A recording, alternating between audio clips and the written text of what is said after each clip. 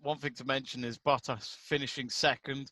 He stays top of the championship after 2 races, which, again, early days. But Verstappen third for Red Bull. Have they missed the opportunities there, Jack? I mean, okay, Verstappen improved from last weekend, but overall, the Red Bull circuit, I think Mercedes might want to buy it off them. Yeah, I think McLaren might even as well. I mean, the way they were impressing for the 2 races.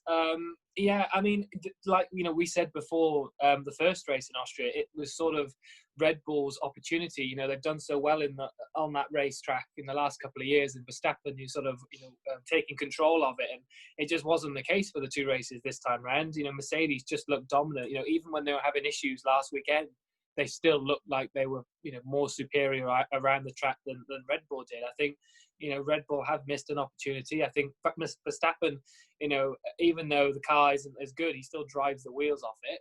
I think the one person they do need to look at, and I think obviously that spin with Hamilton in the first race put a little bit of doubt in his mind, and he had a couple of spins in practice as well on Friday.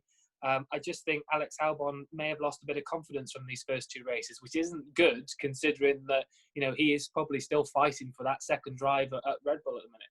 And we'll talk about Albon now, because he could have lost 4th place, and it could have been a racing point at 4th for Sergio Perez. He was voted driver of the day, not wearing this T-shirt for any reason at all, the Pink Panthers. But racing point looking strong. But yeah, Albon, do you think there would have been more pressure on him if he hadn't stayed 4th at the end? Luckily for him, Perez's front wing was damaged, so he was able to seal it. I think it's always a pressure for me. I think Verstappen obviously is one of them drivers that, I suppose like Bottas to Hamilton, it is very difficult when you've got a teammate like Verstappen in the team, and like Pierre Gasly found the pressure last year. And we thought, second to last part of last year when Albon came in, that it was sort of, Albon was getting the feelers in for the team. But it just looked like yesterday, when Verstappen needed a bit of backup between the 2 Mercedes, and Albon was sort of 20 seconds behind his teammate. I think Verstappen came in for a pit stop and came out ahead of Albon, who was only just coming around the corner, and it was just like, that's 20 seconds behind you are now.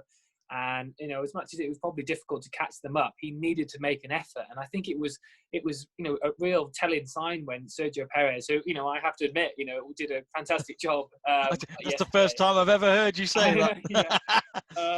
But and I think if he had taken the position off Albon, that would have been a talking point for them to sit down in the debrief, because I think that the least Albon had to do was finish 4th in that race.